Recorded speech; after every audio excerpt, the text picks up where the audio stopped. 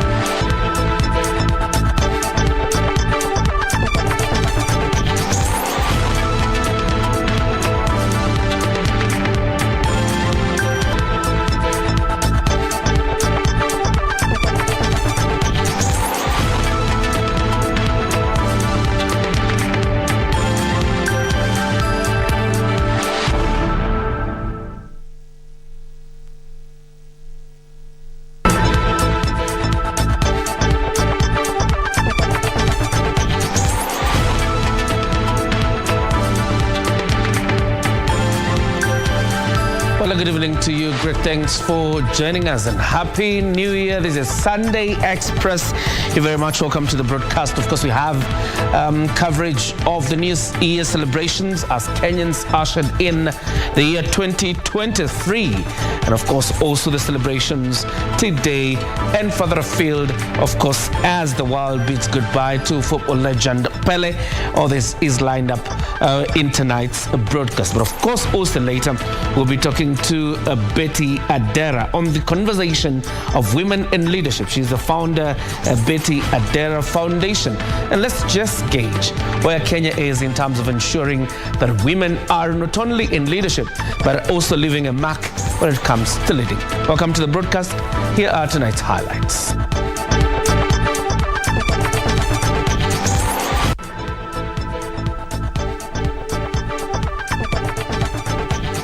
Want to assure the country that we removed subsidies in August. There will be no additional charges today or going into the future on electricity bills. President Ruto allays fears of the hiked electricity prices and says there will be no exemption in the tax regime.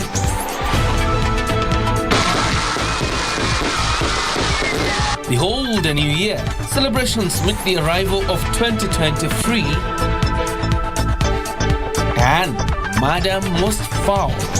2 children are bound and drowned in a bucket in their house in Kikuyu, Kiambu County.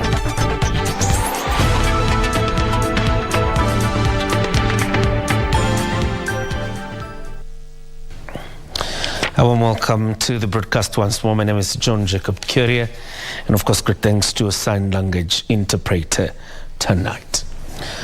President William Ruto has directed the fast tracking and completion of a multi-billion shillings Dongokundu Special Economic Zone project. Speaking at a church service in let me take that again. Speaking at a church service at Siloam Ministries in Bamburi Sub-County, the head of state said fast-tracking the project will broaden or will boost the manufacturing and address unemployment issues experienced across the region and the country at large.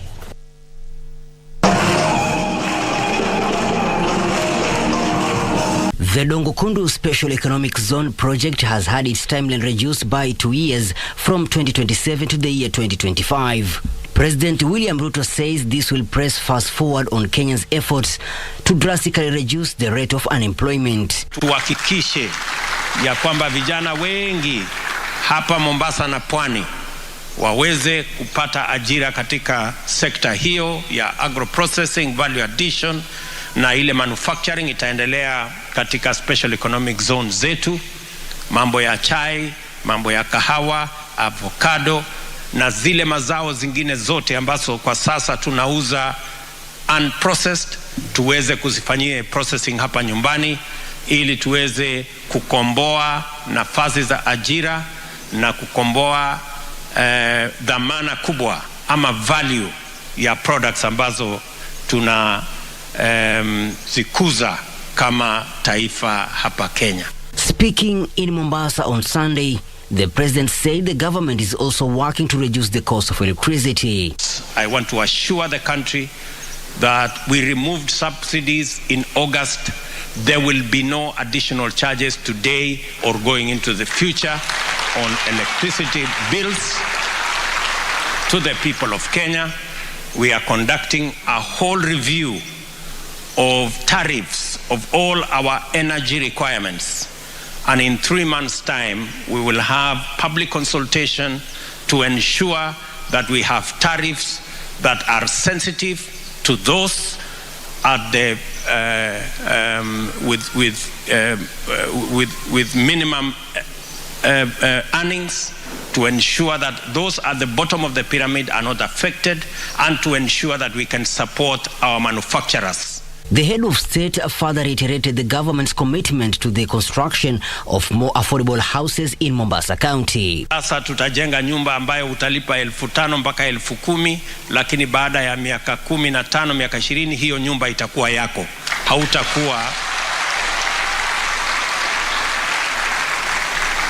Hautakuwa tena unalipa rent, utakuwa unalipa mortgage ndio nyumba ikuwe yako. Katika ile hali yetu ya kuwapa nafasi kila mmoja wetu, hasa wale wenye uwezo mdogo. The president was flanked by Mombasa County Governor Abdul Swamad Sharif Nasir, who expressed his administration's commitment to upholding the freedom of worship. The first promise that we made is it will no longer be an unwritten law that churches, mosques and any other place of worship, land rates should not be paid. We have now anchored it in law so that anyone, anywhere can never ever try and do anything. Kwa hivyo ardhi ya kanisa, ya msikiti and any place of worship, it is now anchored in law. President Ruto and the first family are in Mombasa for the New Year festivities. Michael Mandiga for Sunday Express, Mombasa County. The New Year festivities, let's focus on that. Thousands of Kenyans flocked recreational areas in Nairobi to celebrate the turn of the new year. The young and old mingled freely at Nairobi's Green Park on a fun-filled day that had in the previous 2 years been muted due to COVID-19. Teresia Mutai spent this afternoon at Green Park and filed the following report. John Kariuki has brought his family to Green Park to celebrate the new year. He says his family generally had a good year because their small business carried them throughout 2022. Mwaka uliopita, wacha niseme kwangu mambo hayakuwa mabaya. Juu niliweza kuchukua kalona hapa na pale na nikaweza kuweka kazi ya kuuza gas. John says he hopes that 2023 will bring along more fortunes so that he can reap from his gas business.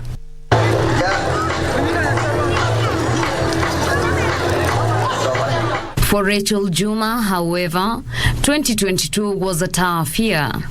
Rachel has been battling cancer. She says her battle with cancer put her family through tough economic times because she spent more time in the hospital instead of making a living. Yeah, today we found it very important day for us to come for the celebrations of a new year because like last year we never celebrated.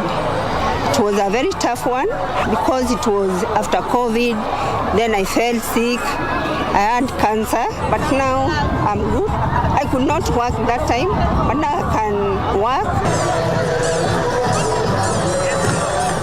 For Javan Achoka, it was all business because whether one likes it or not, there is always time for that one extra coin. Mwaka uliopita japo kulikuwa na changamoto ya corona kiasi, lakini watu walijitokeza wengi. Hata huu mwaka ndo tulichora zaidi. Juu namba ya wasanii ambao wanachora walikuwa wachache sana, lakini ukilinganisha na sasa hivi wasanii ambao wanachora ni wengi sana. For some Kenyans, the 1st of January presented a new dawn and a fresh start. Mwaka jana kulikuwa na changamoto mingi sana, lakini hii mwaka tumeruka tukiwa na vishindo. Tunaona kwamba vile watu wamejaa, watu wanafurahia kuruka mwaka huu. Mwaka uliopita wengi tulikuwa na changamoto mbaya sana wakati corona iliharibu biashara, lakini tunafurahia mwaka huu Mungu ametujalia.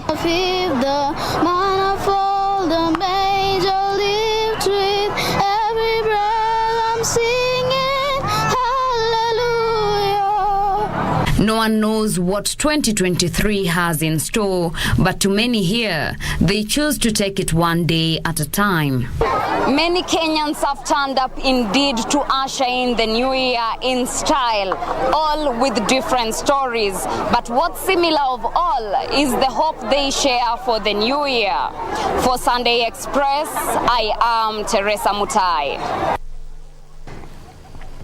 And Kenyans from all walks of life flocked entertainment joints and places of worship to usher in the new year in style. Speaking to KBC Channel 1, Bishop Samuel Njiriri of Stewards Revival Pentecostal Church exuded confidence the government will address the high cost of living. Businessmen in Nairobi have also urged the government to provide a conducive environment for businesses to thrive. Dance in anticipation of the year 2023. Places of worship and entertainment zones full to capacity as Kenyans usher in the year 2023 in style. Here, faithful give thanks to God for enabling them cross over to a new year. We are hoping that 2023 will be better than 2022. Just like the way the wind can shift in many directions.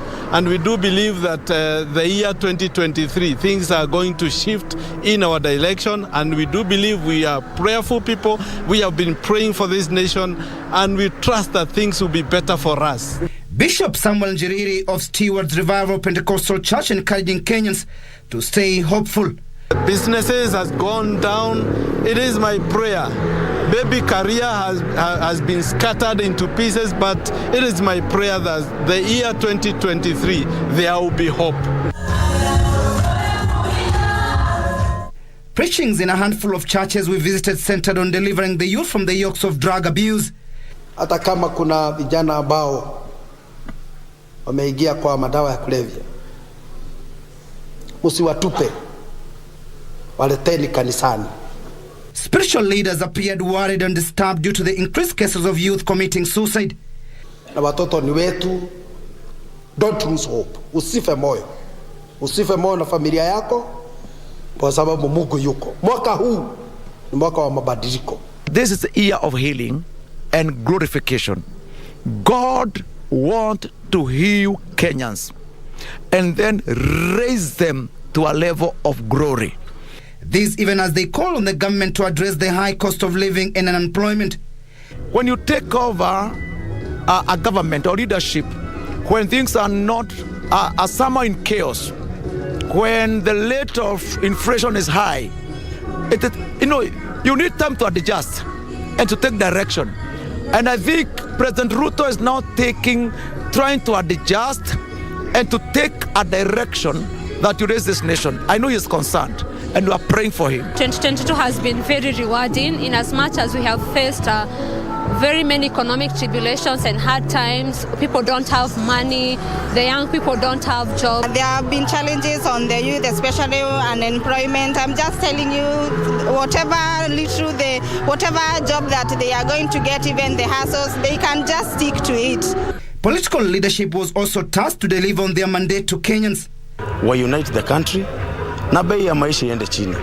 Sasa tuko na rais, na sisi kama wale tulikuwa mrengo mwingine, sisi tunaambia Wakenya wote, sasa tuko na rais ni mmoja, na tushirikiane na yeye.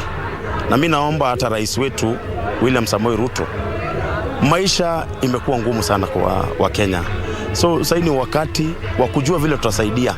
Tumeona mpaka KPLC imepanda, subsidy imetolewa, lakini kila mtu anakuwa na mpangilio yake, na tunamwombea hata Mwenyezi Mungu amsaidie na ampatie hekima, ampatie wisdom wakati huu wa kuongoza nchi yetu ya Kenya. Bar owners making a kill after receiving many customers, unlike the previous year where there was restrictions in place occasioned by the COVID-19 pandemic. We have cut down quite well compared to last year. Because last year, we didn't have this crowd here in town. I think because of COVID, I don't know with the other government regulations, harassment at IEBC. But this time around, we have not been harassed in any way. Even as Kenyans usher in the year 2023, Kenyans are optimistic that the government will address the high cost of living, unemployment, and the increased cases of insecurity in the country. Timothy Kipnusu for Sunday Express, Nairobi. Now that's Nairobi. In Kisumu, residents of that lakeside county are looking forward to a peaceful and prosperous New Year. As Wycliffe Okech now reports, the residents who thronged entertainment joints and worship centers said they expect a better prospects this year.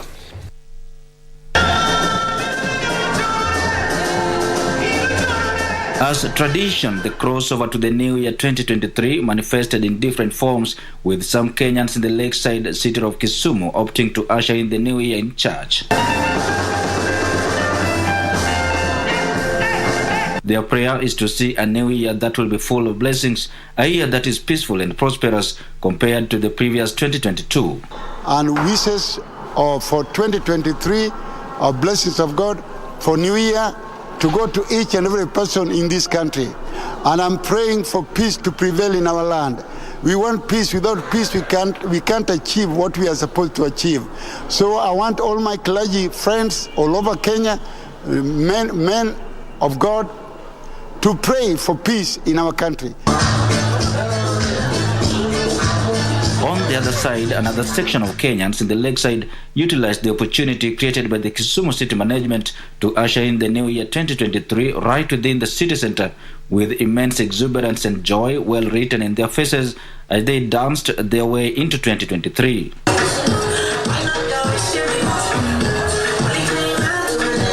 They equally hoped for a better 2023, even as they thanked the Almighty for granting them yet another year to explore what life has to offer. I'm very happy for having crossed the year 2022. Saizi tuko 2023. Tuko na furaha sana kama wananchi. We are just hoping that 2023 is going to be a good year for us. 2022 has been somehow tough to some extent, but we have managed it. So I don't think if there is anything that will be so more difficult for us to go through in 2023. Nashukuru sana Mwenyezi Mungu kwa mwaka huu, kwa maana kuna wale ambao walikuwa wametarajia kufika mwaka huu na hawajaweza kufika. Na natumai mwaka huu tutaweza kushirikiana pamoja na mambo yale tutakayoandamana nayo kila wakati. Nashukuru na takia kila laheri. Mimi naombea tu watu wasipigane, sababu hii 2022 kumekuwa na changamoto sana.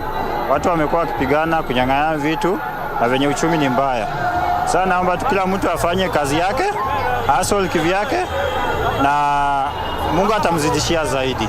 Last evening's activities are part of the funfair created by the Kisumu City Management, which includes a kids fest being staged at the historical Jaramogi Oginga Odinga Showground. For Sunday Express, I am Wycliffe Okech.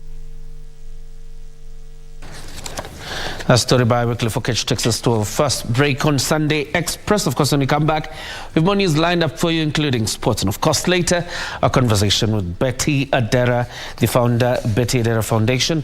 We're talking about women and leadership.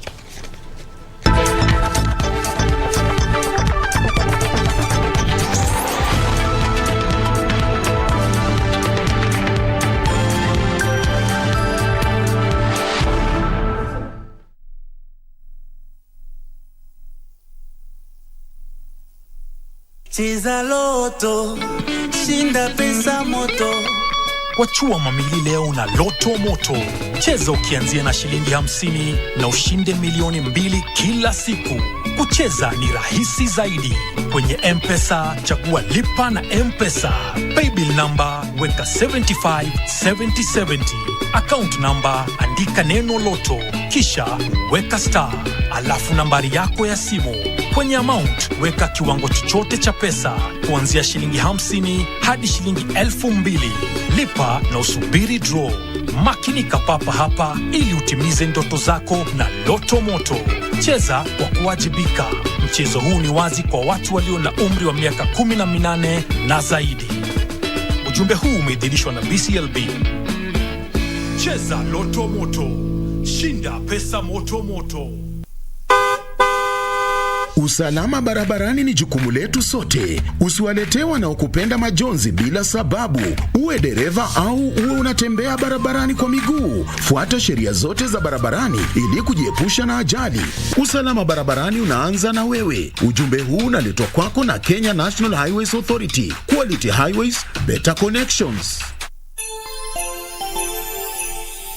Fall on your knees, oh hear the angels' voices, oh night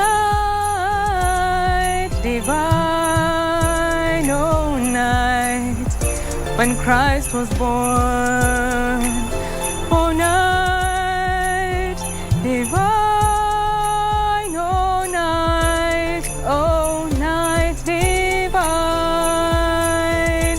Hello Kenyans, it's Christmas time. Merry Christmas and Happy New Year to you and your loved ones.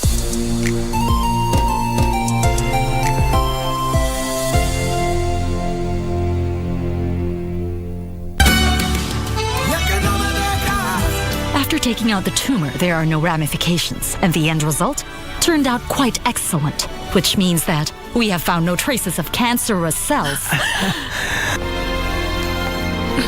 Fabricio Cordova, you are the father. Oh, dear heavens.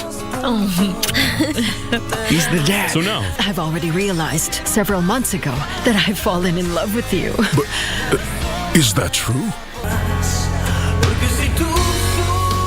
Will you give me the honor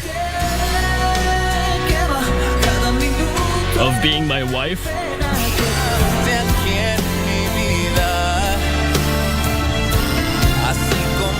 The legendary Poseidon, the mighty god of the sea, gave us the starfish as the symbol of our eternal love. To find it, we had to traverse great storms and huge obstacles. Just like the story of my parents, Prince Adrian and Paulina the mermaid. But the only difference is that our love will live on this earth forever. And after we accomplish our mission, we will join them in heaven. And together we will celebrate true love that will shine over this earth like the brightest star in all of the universe. I love you, Mel. I love you, Vale.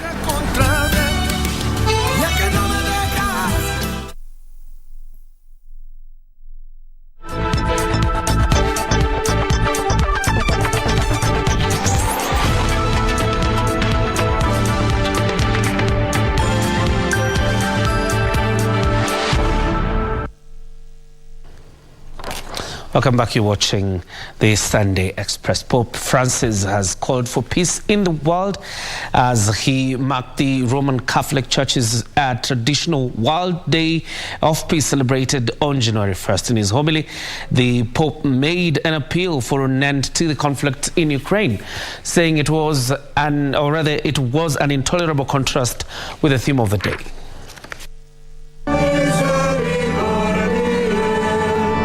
The start of the new year at the Vatican was overshadowed by the death of Pope Emeritus Benedict XVI, who died on Saturday morning.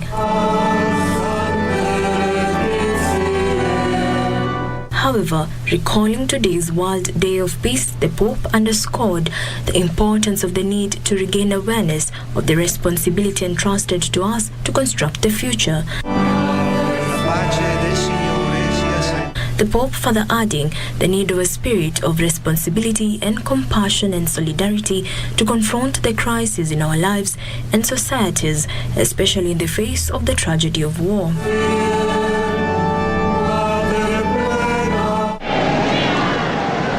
Gathered in St. Peter's Square on New Year's Day, Pope Francis recalled that the start of the new year is entrusted to Mary Most Holy, inviting everyone to invoke their intercession, especially for Pope Emeritus Benedict XVI, who died on Saturday morning.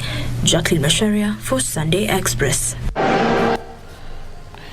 And our clerics are appealing to Kenyans to embrace peace and unity and fight ills affecting the country. In the New Year messages, religious leaders led by the Catholic Diocese of Kakamega Bishop Joseph Obanyi asked Kenyans to live in harmony for the sake of development. As Christian faithful across the country held special prayers to mark the first Sunday of the year, the common message was that of messages of unity and peace. In his sermon, Catholic Bishop Joseph Obanyi called for cohesion among Kenyans as they usher the new year. Kuna bunduki moja ambayo ni hatari ambayo inaleta shida katika ulimwengu na Kenya. Hiyo bunduki kila moja anayo.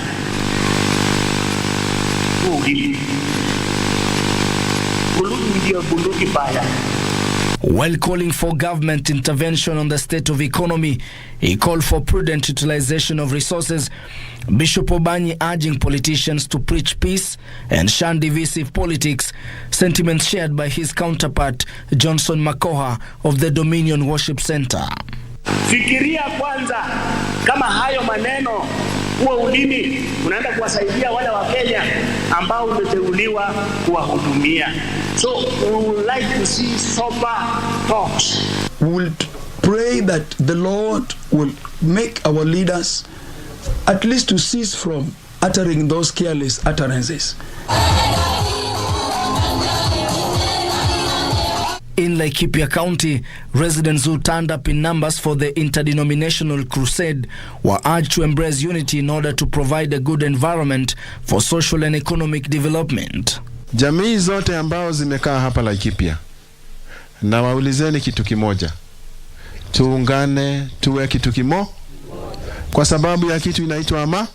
Sisi tuko makabila mengi na tunataka makabila haya yote yashikane, kwa sababu umoja ni nguvu, utengano ni udhaifu. Tumeamua sisi tukua Wazamburu, tulikuwa sasa tumesema hii mwaka ikianza tunaanza na amani. Baka hata tuliongea na vijana wetu wote tunataka amani. In Migori, Apostle Dr. John Adawa of Jesus Christ and Partners International Ministry called on the Kenya Kwanza government to improve the road infrastructure in the region to revive the economy of the region and that of the country at large. Especially the road that comes from Migori to Karungu. It was in a contract, but it did not reach. So can be very, very good if we can get a contract to push it up to Sori. Ben Chumba, Sunday Express. At least 9 people have died in a crowd crash during New Year festivities in the Ugandan capital of Kampala. Children were among those killed in the incident at a shopping center that hosted a fireworks display. Big gatherings for New Year's Eve were allowed for the first time since the start of the COVID-19 pandemic. Kampala police said people had attended a concert at Freedom City Mall in large numbers. A crowd surge was said to have occurred when partygoers tried to head back inside, having gone outdoors to see the midnight fireworks. 5 people, described as mostly children, were said to have been killed after being stepped on. The death toll was later put at 9 after a number of people were taken to hospital. Nancy Okware, Sunday Express.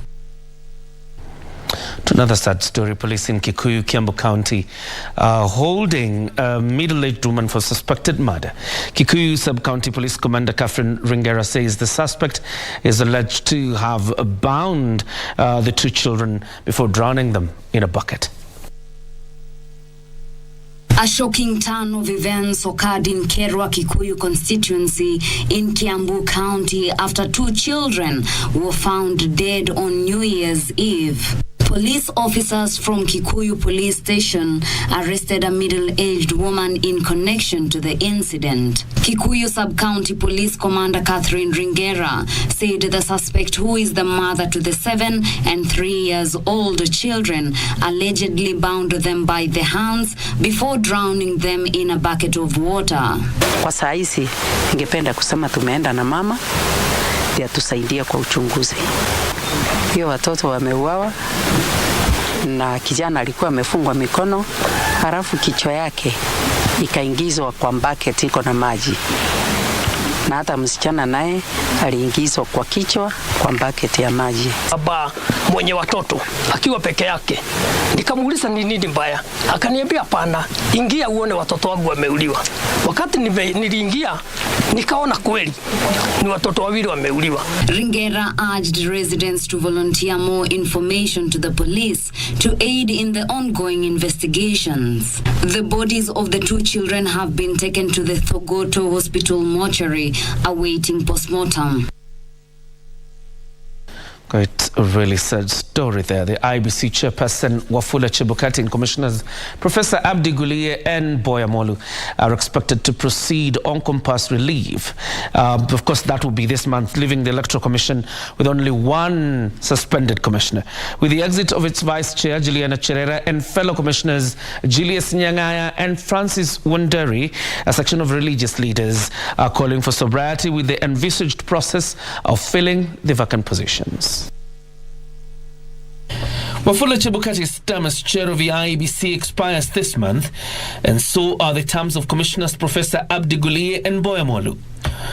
The trial is expected to proceed on compulsory leave as Parliament begins the process of constituting a selection panel to recruit commissioners to fill the positions.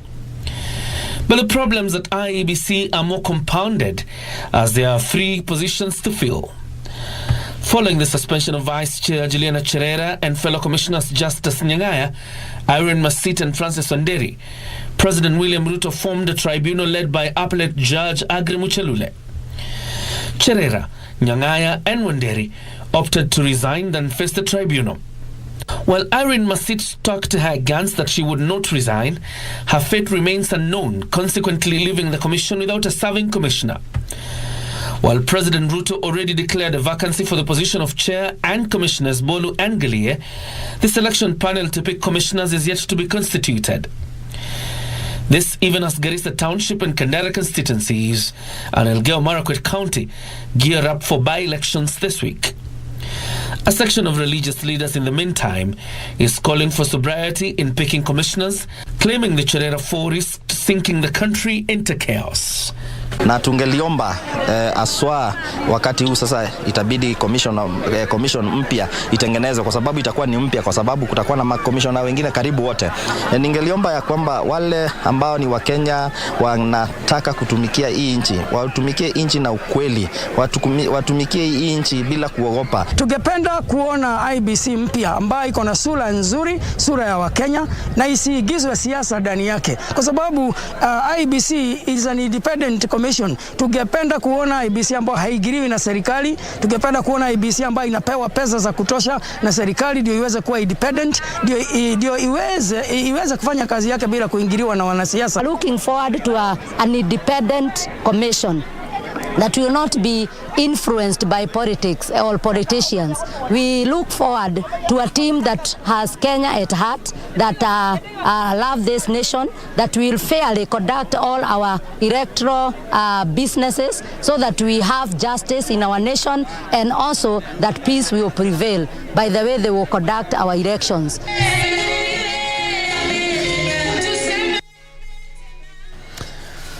All right, there was a festival in Turkana about 2 weeks ago, and now Nayeche is known as the mother of all the Ataker communities that reside in Turkana, Uganda, South Sudan, and Ethiopia, and share the same dialect and culture. The communities trace their origin to Turkana County, where she lived before they split and relocated to various countries after drought hit the region. Her grave is domiciled at her home in Turkana, and for decades, the Atakera have paid homage to her by going around the grave 4 times, carrying 4 stones, and later on giving their offering. Our reporter Nancy Okware was in Turkana County and filed the following story.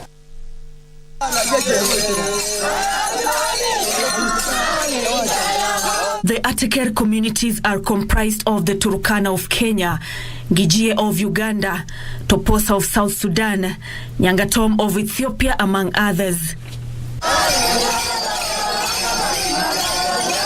The communities trace their lineage to Kenya, where their mother, Atana Yeche, originated before they relocated to the neighboring countries in search of water and pasture after the ancestral land at Moru Ana Yeche in Turkana County was hit by severe drought.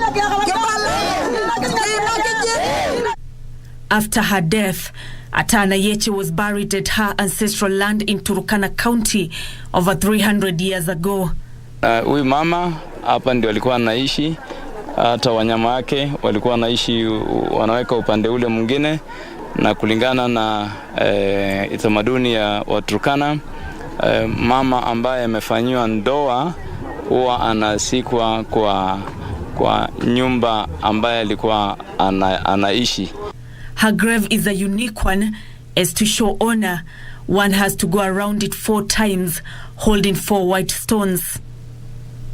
At the completion of each round, one is required to drop a stone by the entrance until the final round, where you drop the final stone and give your offering. Mtu akifika hapa anaanza kurogota kwanza mawe. Ni kitu cha kwanza ni mawe. Akipata mawe anakuja kuzunguka mara 4. Kuzunguka mara 1 naweka 1. Ya 2 naweka 1 tena. Ya 3 naweka 3. Ya 4 namaliza naweka yote. Baadaye anatoa sadaka. Kimila ya Waturkana ni kwamba mtu ambaye amefanyiwa kimila, mama ambaye ameoleka kirasmi, baba mzee ambaye ameoleka kirasmi, wanazunguka hiyo kaburi lake mara 4. The offering is dropped in this special bowl known as atuba. Atana Yeche is believed to have used this atuba to eat her fruits back in the day. Beside it is the ele pit that contains holy water. The communities say that the money collected at this grave is used to buy a goat that is slaughtered to appease Atana Yeche whenever there is a drought, with the hope that it will rain. Tunanunua mbuzi, alafu kwa gurufu ya mama karibu 10. Tunanunua mbuzi 2, alafu tunaulea mama. Wakati ya ukame, tunalala hapa, tunafika ngoma hapa. Basi, jio sasa mama akiwana na kushotea maji tumbako, alafu mama sasa anaanza kutoa manyinyi ananyesha. A few kilometers from the grave is the Moru na Yeche mountain, which was named after her. The county government of Turkana, led by Governor Jeremiah Lomorkai, has committed to build a monument at the site to ensure the grave is not lost, as well as developing the site, which has since become a tourist attraction. Sasa hiyo mawe ni kama maua yetu. Ndio hii kaburi asipotee. Hii mawe ndio anaonekana, kwa sababu hii mawe ni mawe ile ya samani, lakini kama vile tumeweka mawe hivi hawezi potea. Calls have also been made for the communities that have been warring for decades to cease fire and coexist, owing to their shared lineage. Let us remember that separated us, and yet we speak the same language, and yet we share common identity. That will inform us there is need for us actually to stay together, share resources together. There have been ceremonies such as the Atana Yeche Festival to rally for peace, as well as a peace caravan festival in Ethiopia. For decades now, the Ateker communities have converged here to pay homage to their mother Atana Yeche, and as she continues to rest, the communities are on a quest for long-lasting peace. Nancy Okware, reporting from Letea Ward in Turkana County.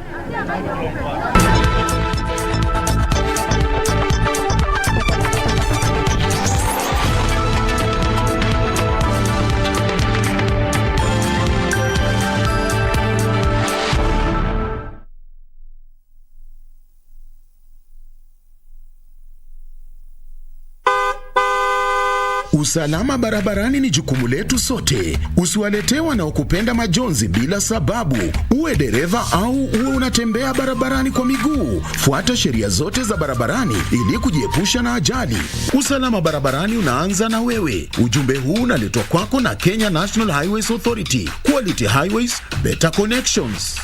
Wachua mamili leo na Loto Moto. Kucheza ni rahisi zaidi. Kwenye M-Pesa, chagua lipa na M-Pesa. Paybill number, weka 757070. Account number, andika neno Loto, kisha weka star. Alafu nambari yako ya simu. Kwenye amount, weka kiwango chochote cha pesa, kuanzia shilingi 50 hadi shilingi 2000. Lipa na usubiri draw. Cheza kwa kuwajibika. Mchezo huu ni wazi kwa watu walio na umri wa miaka 18 na zaidi. Maritime tips brought to you by Kenya Maritime Authority. Precautions for boat owners, crew and passengers. Keep a distance of 2 meters between each other. Disinfect life jackets regularly. Clean and disinfect frequently touched objects and surfaces on board the boats and vessels, such as steering wheel, safety and guardrails and seats. Provide disposal bins with lids on board boats and vessels. Limit passenger capacity to 50%. Stay home if you have flu-like symptoms. Kenya Maritime Authority, for safe and efficient water transport.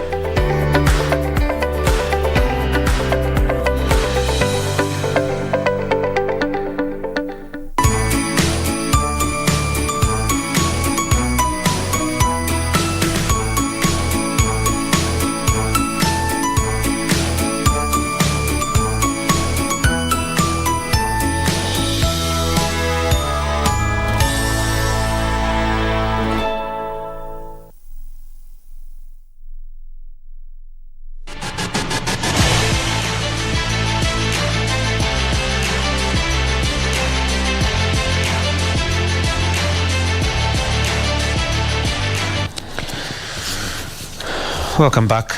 Let's do some sports now before our engagement with Betty Adara. Brazilian footballer or football legend Pele will be buried on Tuesday in Sao Paulo. A vigil will be held on Monday at the Caldeira Stadium. Pele will be buried at his Santos home, where he enchanted the world. The football legend, whose full name was Edson Arantes do Nascimento, died on Thursday at the age of 82.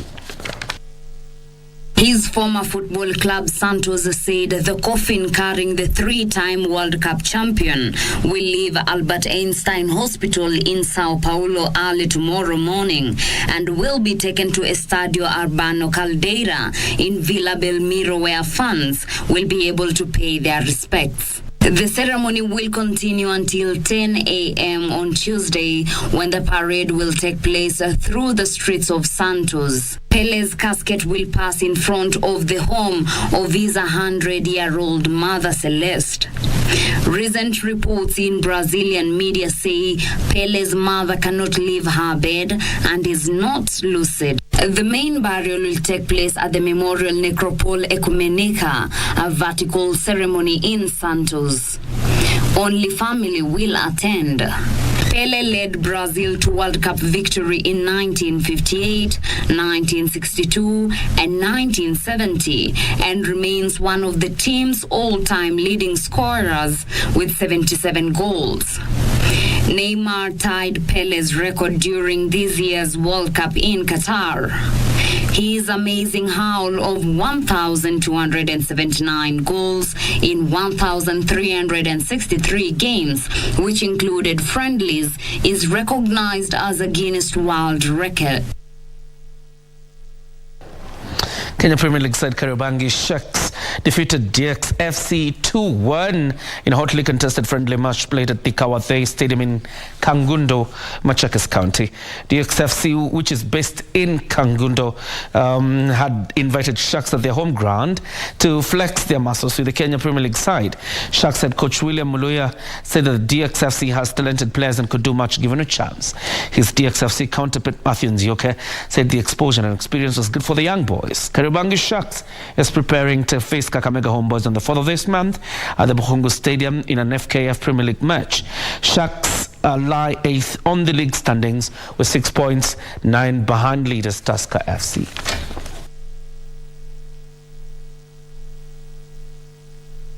Ni ushago kwa maana talanta ni hizo tu zimefanya vizuri, na baadhi yao ni manafili pia wamekuwa na opportunity ya kucheza labda pale Nairobi, so hatuwezi sema aswani wa ushago kabisa kwa maana talanta ni zile tu na wameonyesha mchezo mzuri. Vijana wangu licha ya kuwa saa nyingine ukifanya mabadiliko timu rudi chini, ndio maana kipindi cha pili tumeona vijana wangu wamekuwa chini, ndio wakawaiwa hiyo goli moja juu na Sharks, lakini wamejaribu.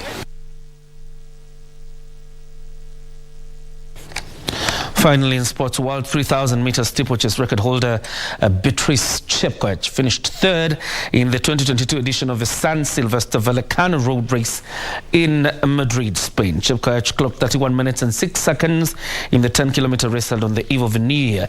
Uganda's Priska Chesang emerged victorious after clocking 30 minutes and 19 seconds, 39 seconds ahead of Burundi's Francine Niyonsaba, who came second. The men's title went to Uganda's Joshua Cheptegei, who won the race in 27 minutes and 9 seconds, but fell short of lowering fellow Ugandan runner Jacob Kiplima's record of 26 minutes and 39 seconds set in 2018. Cheptegei beat 2021's winner Mohamed Katir from Spain, who finished second, while Jesus Ramos from Spain finished third.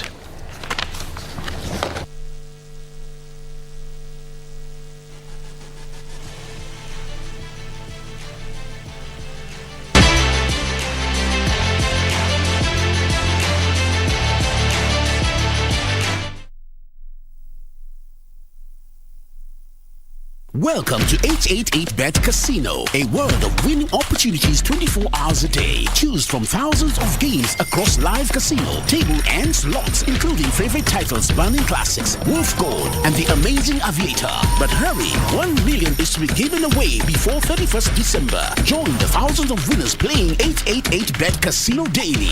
Play today on www.888bet.co.ke. 888bet Casino, made to win bigger.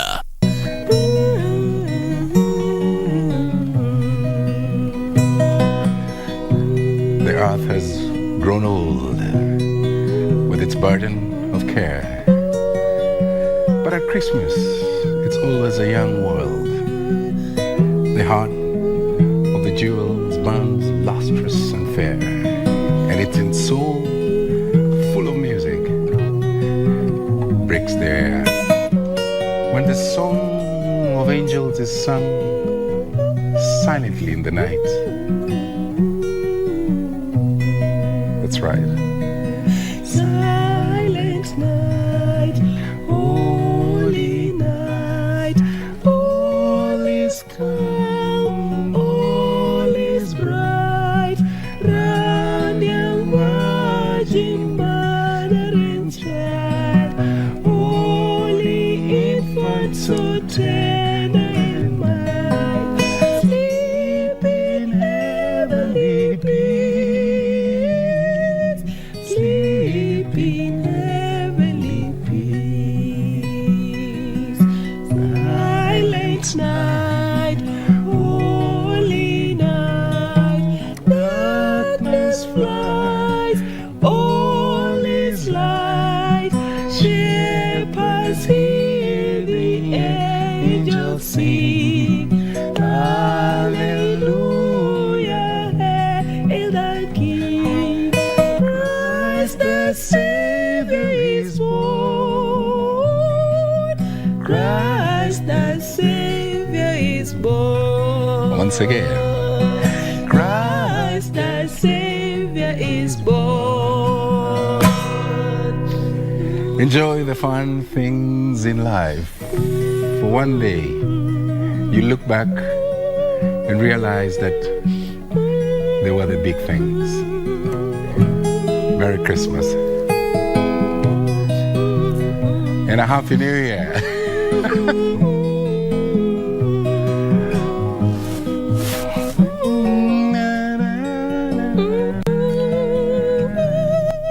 Sleep in heavenly peace.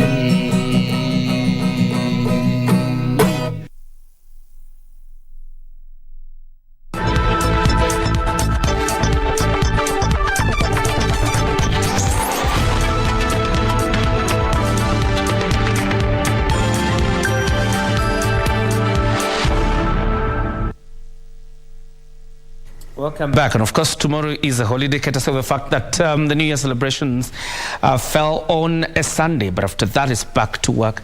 So holidays are all over. And you need to set your mind to once the same thing.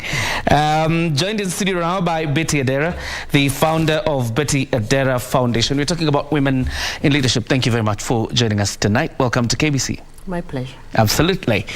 Talking about women leadership, of course, this election gave us more governors than the 2017 election did. How would you gauge women leadership so far? Thank you, John, for having me here tonight. Terrible, yes. And Happy New Year to you and the entire KBC fraternity and Kenyans at large. And allow me, before I respond to that question, to convey my most sincere condolences to the passing of Catherine Kasavuli and many other beautiful souls who left this earth in the year that has just passed by. And now that we're in a new year, we can only say that we serve an amazing God who have enabled us to be here tonight. Now, the last general elections was a very unique one in a variety of ways. And out of the impact of the way Kenyans made their voices heard through the power of their vote, I can rate women in political leadership in terms of elective positions. I'd say out of 10, I'll give it a 6. You would give it a 6? I'd give it a 6. And this would be an increase, from, the previous election. I could have rated it at 4, So we have made gains. Kenyans are beginning to see the value in actually electing women in very, very senior positions of leadership of this country, positions of influence, positions of decision making, and positions of it's really up to them in terms of what happens to the people within their constituencies. We have an incredible number of governors right now out of our promulgated constitution, and it can only get better. Of course, we saw some governors like come back again. For example, Governor Ann, she's not a newcomer in the governorship space, but there are also others who are new, not new in politics per se, but new as newly elected governors. And to be honest, John, actually my star of all time was Governor Kawira. Mwangaza. She was my all-time star, and I'll tell you why. This is a fresher. I mean, at that level, that is one. 2, look at the people she was up against. You're talking about big names, experienced, names, men who have been there since maybe we were born, all right? And coming in without any covering or clothing of any political party. Akapenya katikati yao as an independent candidate. And in Meru, of all communities, in Meru, like in other communities, we all know how the patriarchal system is. But the people of Meru, in their large numbers, spoke very, very clearly and very, very loudly that we are clear in our minds that this is the person, this is the individual we want, to lead us in this country going forward. The start of that moment. So she was my star, really. The start she of that was moment, my star. Betty, and I think you saw her in the Senate the other day. She was saved from the close of MCAs just about 2 days ago by the Senate. But some of the accusations that were leveled against her, obviously about not collaborating with any leaders, even vilification of leaders. And this is not the first time you're seeing that. I think Governor Ann Waiguru has also been impeached, and the accusations were almost similar.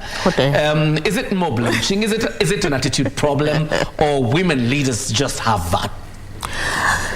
It's in my personal view, it's a variety of issues. All right. So first of all, you can't be so bad so quickly.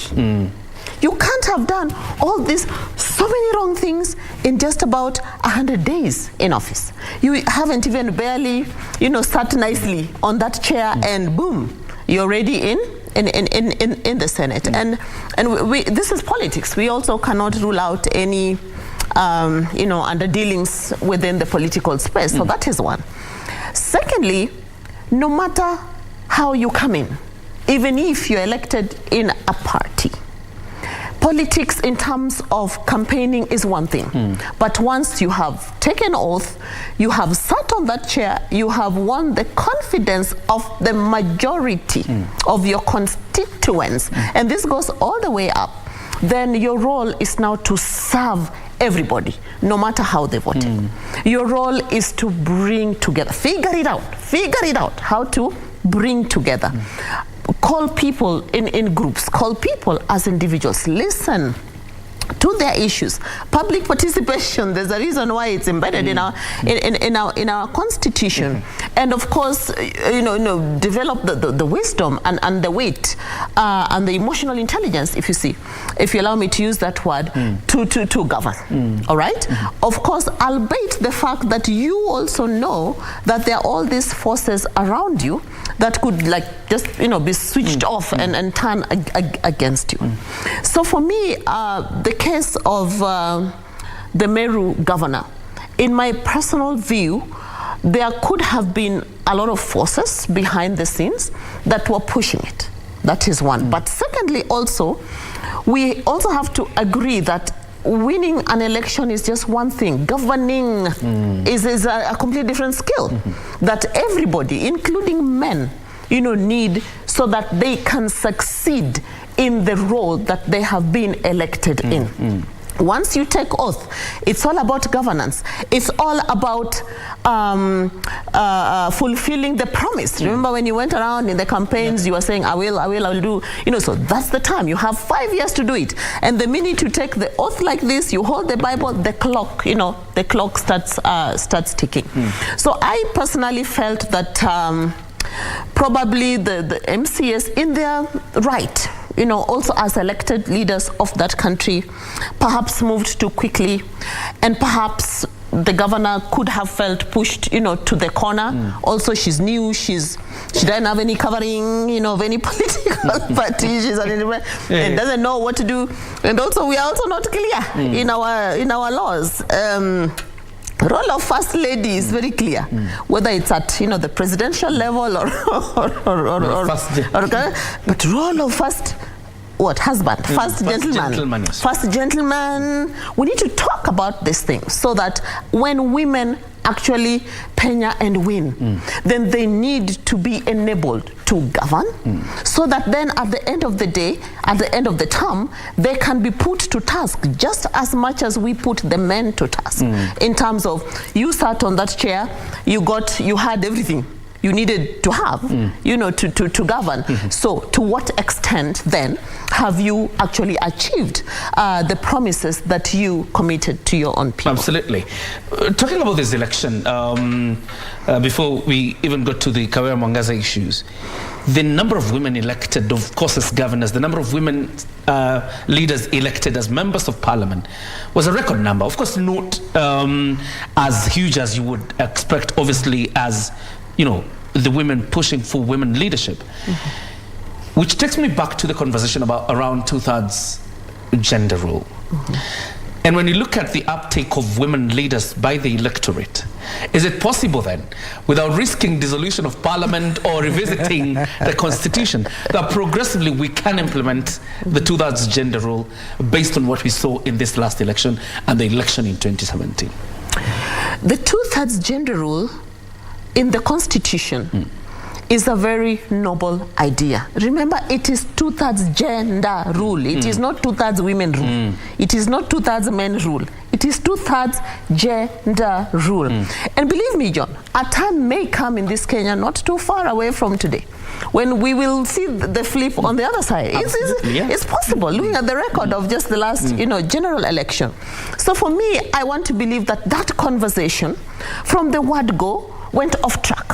It almost sounded like it's a war between men and women. That's not it. That's missing the point. Gender rule is about to what extent can we ensure a balance. It's about a balance. For what reasons? A balance so that there is representation, there is adequate number of influential voices to represent Kenyans out there in their diversity the correct way. All right? Now, who elects people to the National Assembly? It is you and me on the ballot day. How? Through a process, a constitutional process led by IEBC. But that whole game, John, is played within the political parties. So for me, I take this conversation back to political parties. It is political parties who present candidates to Kenyans. You see my point? They present candidates to Kenyans. Party A is going to have their own lineup, Party B, and so on and so on. If you don't even touch the issue around coalition, development and movement. But let's just stick to the political parties. So within that space, in my view, if political parties can make a deliberate effort to ensure that they stick to their own rules, because the rules are very clear, I've seen it across the board, the rules are very clear, that they're going to ensure that they remove all barriers possible, imaginable, to ensure that young people have just as much opportunities to vie as women, as people with disabilities, as minorities, and so on and so forth. And to ensure a good mix also of people of Kenya from all walks of life and all diversity groups, if you see what I mean. Yeah. Let's use the remaining 1 minute to probably talk about engaging the leadership of women, because we've talked about elective politics, but there's appointive positions. That's right. As well as the positions available in the corporate world. How do you think the Republic of Kenya or Kenyans have taken up women leadership in these spaces? Very quickly. I'm a leader, a CEO in the corporate world myself, within the civil society. And John, I can tell you, it is not a walk in the park. It's not a walk in the park either. Okay. Because even those are leadership positions with its own challenges just as much as the challenges exist within the political party. So here's the thing. You need to understand the politics of the organization, the politics of the leadership structure. Politics the again. Politics, yes. There's politics of political parties, there's politics ile yetu ya Kenya tu ile, but there's also the internal, that internal, that will sometimes result in somebody who is very, very qualified and has everything, that is needed for them to arise to position of CEO. And someone else from nowhere is the one who's put there. Why? There are things that we must, talk about. And for women in particular, I always challenge myself as I challenge others, especially young women, that what does it take for you to create your own space on that table? Because a meeting has to happen somewhere for those decisions to be made. And John, believe me, there are hardly women. Yeah, hardly women. Hardly women, or hardly as many voices as needed on those high tables. All right, absolutely. Thank you very much, Betty, for joining us tonight. Of course, hope to engage you moving forward in this year, 2023. I think there are appointed positions coming up again in the coming months. We'll call you again also, so we can keep, checking on the progress the country is making in terms of enhancing women leadership. That's Betty Adera, the founder, Betty Adera Foundation, talking about women in leadership. That's why we put a cap on Sunday Express. Happy New Year. Thank you very much for joining us tonight. See you on Wednesday, but keep watching KBC Channel 1, because indeed, Kenya is watching. Good night.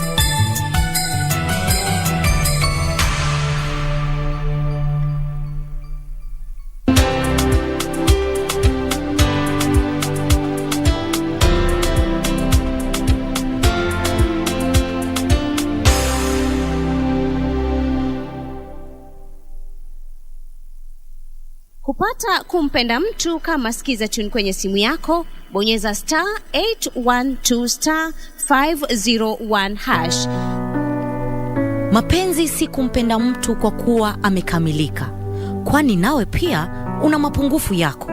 Kwa hivyo mapenzi ni kumpenda mtu na mapungufu yake. Kupata kumpenda mtu, bonyeza *812 *501#. *812 *501#. Welcome to 888bet Casino, a world of winning opportunities 24 hours a day. Choose from thousands of games across live casino, table and slots, including favorite titles Burning Classics, Wolf Gold, and The Amazing Aviator. But hurry, 1 million is to be given away before 31st December. Join the thousands of winners playing 888bet Casino daily. Play today on www.888bet.co.ke. 888bet Casino, made to win bigger. A man's death has condemned them to live a rivalry because of their father. He killed my brother. He stayed with his land and with his wife. Or did you forget how my brother Tulio Irazabal died? I dare you to kiss me again. What we feel is too strong to just let it go. Your wife is cheating on you. Shut up! Who is your lover? Tell me why last night you lied to your boyfriend, Amparo. Explain to me what you were doing outside our house, kissing the veterinarian. I have fallen in love with another man. 3 love affairs that will be challenged. The 3 will manage to get ahead. Their magnificence, their passion and strength. Las Bandidas.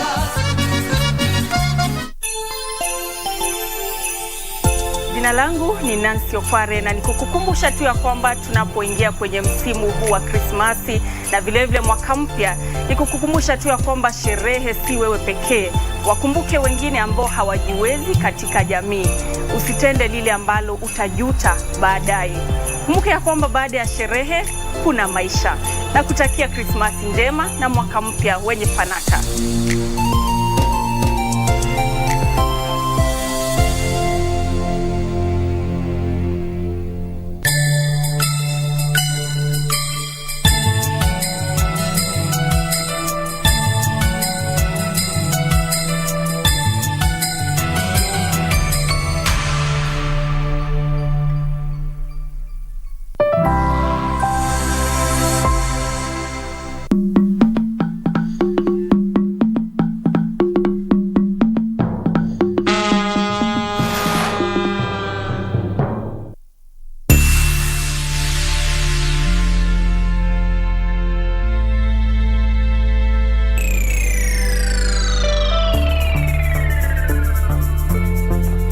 For the flowers, I think we should do pink and amber.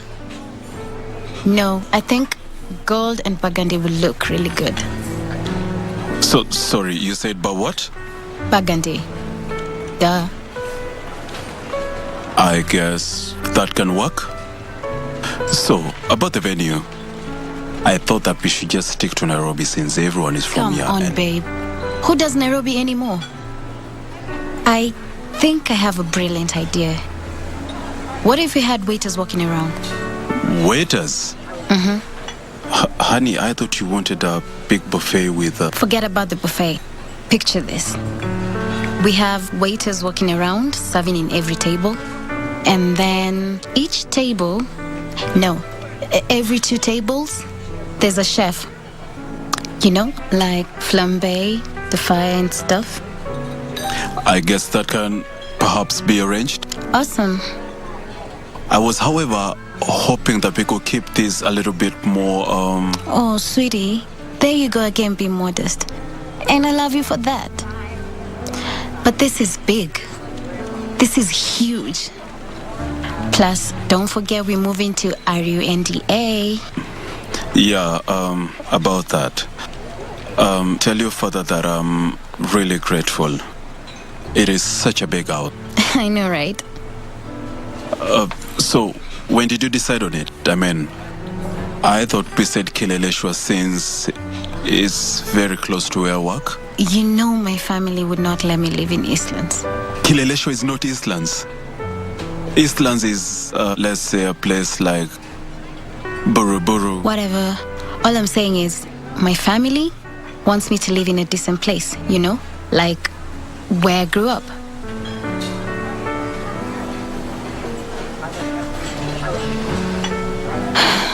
Am I overwhelming you with all this? No. It's just that I feel like I don't have a say in almost, well, actually everything. Wow. I'm sorry I didn't know you're going through that. If it's about the house, sweetie, we can move just to please my parents. Then we can move out to whatever you want, even if it's that Eastlands. Honey, that's not what I'm talking about. I was trying to... You know what? It's fine. As long as you're happy, I'm happy. Thank you, sweetheart. So, I have your passport and your ticket. You're leaving tonight. Here you go. And here's the list of the things I want you to get. Wait. Did you just say tonight? Yeah. Honey, I thought I said I can't get an off until the weekend. That's too far. I can just jump in a plane and fly to Dubai without as much as notify the office. Sweetie, if it's about your kajobo, I can just talk to my dad and he can make a few calls.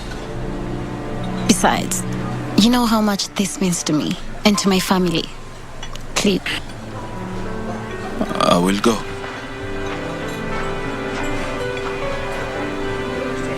Here you are, madam. And here you go, sir.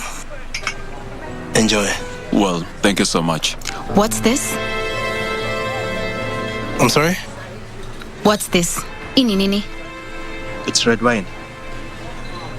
Did it bother you to ask me if I wanted sweet red wine or dry red wine? No, you just said red wine. I know what I say. It's fine. Kindly just It's not. exchange. And you know what? You always let people walk all over you like it's nothing. You should always get what you want. Yes, honey. But you don't mean to make a big fuss about this. A big fuss? Look, sir. Yes. Kindly exchange it with the right one. Yes, sir. Thank you. Me getting what I asked for is a big fuss. No, honey, that's not what I'm saying. I'm just saying that there is this... You know what? I can't do this right now.